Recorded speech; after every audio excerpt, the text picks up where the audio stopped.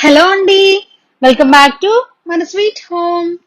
మన ఛానల్ ని కనుక ఎవరైనా ఫస్ట్ టైం చూస్తున్నట్లయితే సబ్స్క్రైబ్ చేసుకోండి, పక్కనే ఉన్న బెల్ ఐకాన్ కూడా క్లిక్ చేయండి. ఈ రోజు నేను మీకు పూరీలని పొంగుతూ హోటల్ స్టైల్లో టేస్టీగా సాఫ్ట్ గా ఎలా ప్రిపేర్ చేసుకోవాలో చూపించబోతున్నాను. దీనికోసం ముందుగా ఒక గిన్నెలోకి 2 కప్పుల గోధుమ పిండిని, 4 టేబుల్ స్పూన్ల పచ్చి పాలని యాడ్ చేయండి.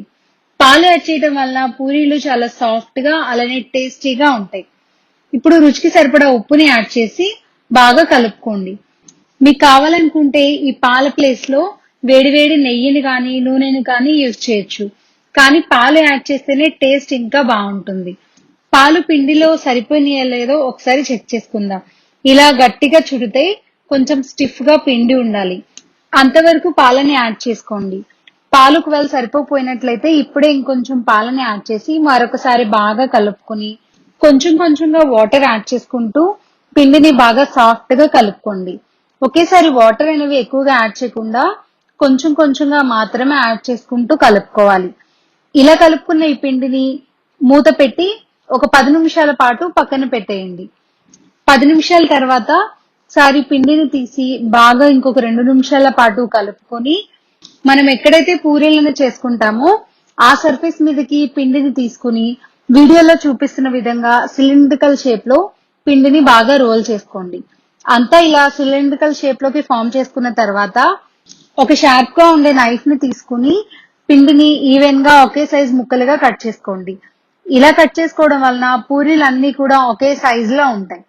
అన్ని కూడా ఇలా కట్ చేసుకున్న తర్వాత వీడియోలో చూపిస్తున్న విధంగా ఒక్కొక్క ముద్దని తీసుకుని రౌండ్ గా రోల్ చేసుకోండి. ఇలా రోల్ చేసుకోవడం వలన పూరీలు రౌండ్ గా చేసుకోవడం చాలా ఈజీ అవుతుంది.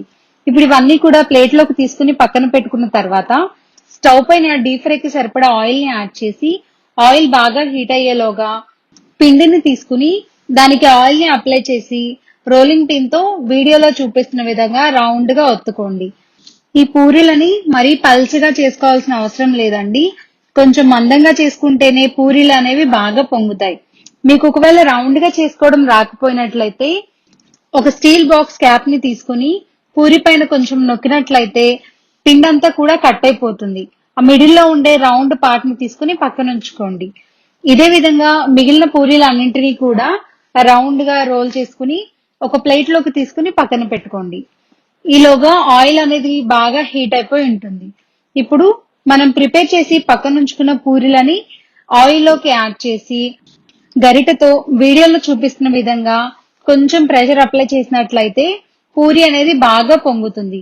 ఇలా ఒక సైడ్ బాగా ఫ్రై చేసుకున్న తర్వాత రెండో వైపుకి ఫ్లిప్ చేసుకుని ఒక 6 to 7 సెకండ్స్ పాటు ఫ్రై చేసుకున్న తర్వాత ప్లేట్ పైన ఒక టిష్యూ పేపర్ ని యాడ్ చేసి టిష్యూ పేపర్ మీదకి పూరీని తీసేయండి. ఇదే విధంగా మిగిలిన పూరీలు అన్నింటినీ కూడా ఒక్కొక్కటిగా యాడ్ చేసి గరిటెతో ఆయిల్ ఇలా పైకి అంటూ రెండు వైపులా కూడా బాగా ఫ్రై చేసుకుని ప్లేట్ లోకి తీసుకుని పక్కన ఉంచుకోండి. టిష్యూ పేపర్ మీదకి యాడ్ చేయడం వలన ఎక్స్ట్రా ఆయిల్ అంతా కూడా పేపర్ పీల్ చేసుకుంటుంది. ఇప్పుడు మనం ప్రిపేర్ చేసుకున్న పూరీలను చూసినట్లయితే చూసారా ఎంత సాఫ్ట్ గా వచ్చిందో, అలానే ఆయిల్ కూడా అస్సలు పీల్చుకోలేదు. ఇదే విధంగా మీరు కూడా ఒకసారి ట్రై చేసి మీకు ఎలా కుదిరిందో కామెంట్స్ రూపంలో నాకు తెలియచేయండి. ఈ వీడియో కనుక మీకు నచ్చినట్లయితే లైక్ చేయండి, మీ ఫ్రెండ్స్ అండ్ ఫ్యామిలీ మెంబర్స్ కి షేర్ చేయండి. మరిన్ని వీడియోస్ కోసం మన స్వీట్ హోమ్ ఛానల్ ని సబ్స్క్రైబ్ చేసుకుని పక్కనే ఉన్న బెల్ ఐకాన్ కూడా క్లిక్ చేయండి.